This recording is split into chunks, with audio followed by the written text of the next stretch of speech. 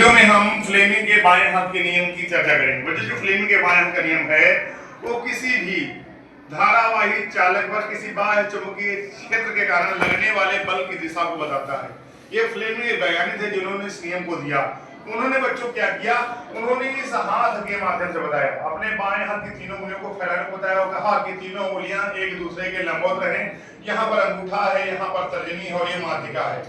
उन्होंने क्या कहा, अगर हम इसको पहले फिगर के माध्यम से समझते हैं, उन्होंने कहा कि अगर हम कोई चुंबकीय क्षेत्र ले लेते हैं और ये चुंबकीय बल रेखाएं हैं जो चुंबकीय क्षेत्र को प्रदर्शित कर रही हैं और कुछ इस तरह से जा रही हैं, कुछ उनकी दिशा इस प्रकार से है।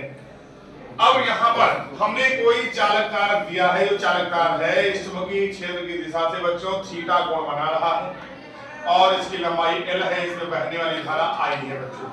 तो बच्चों अब इस पर जो बल लगेगा उसकी दिशा को हम कैसे निकालेंगे, इसको हम फ्लेमिंग के बाएं हाथ के नियम से निकालेंगे। उन्होंने ये बताया कि यदि तर्जनी को चुंबकीय क्षेत्र की दिशा में रखा जाए और माध्यिका को धारा की दिशा में रखा जाए तो जो अंगूठा होगा वो चालक पर लगने वाले बल की दिशा को बताएगा। तो बच्चों आप याद रखिए, अब यहाँ पर हमने क्या कहा, उन्होंने ये कहा कि तीनों एक दूसरे के लंबवत भी रहे। तो अब यहाँ से ये बात समझ आती है कि जो चालक पर लगने वाला बल है वो लंबवत या तो ऊपर की ओर लगेगा या तो लंबवत नीचे की ओर लगेगा। अब ये जो इसका डिसाइड होगा, ये मामला डिसाइड होगा धारा के प्रवाह पर, कि धारा का प्रवाह किस तरह से हो रहा है। तो आइए हम फिगर से बनाए हैं, फिगर में सेट करते हैं, जिस तरह से हम मिलेगा वही हम रिजल्ट दे देंगे।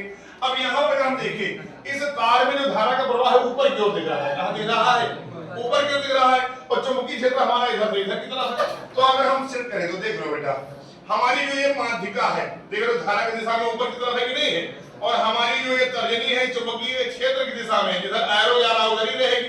तो हमारा अंगूठा कहाँ जा रहा है, नीचे की ओर जा रहा है। तो जो बल होगा वो लंबवत नीचे की ओर होगा। तो ये बच्चों बहुत ही इंपॉर्टेंट चीज है। और बच्चों इस नियम से हम और भी एक चीज समझ सकते हैं कि जब कोई हमारा आवेशित कण किसी बाह्य चुंबकीय क्षेत्र में गति करता है तब भी उस पर चुंबकीय बल लगता है। उस पर भी बल लगने वाले बल की दिशा को ज्ञात करने के लिए हम फ्लेमिंग के बाएं हाथ के नियम का प्रयोग करते हैं और उस बल को कहते हैं लॉरेंज बल। क्या कहते हैं बच्चों, जब कोई भी आवेशित कण किसी बाह्य चुंबकीय क्षेत्र में गति करता है उस पर लगने वाले बल को हम लॉरेंज बल कहते हैं। तो उम्मीद करते हैं आप लोगों को इस वीडियो के माध्यम से बहुत कुछ सीखने को मिला होगा। इस वीडियो को देखिएगा, शेयर करिएगा, लाइक करिएगा। धन्यवाद।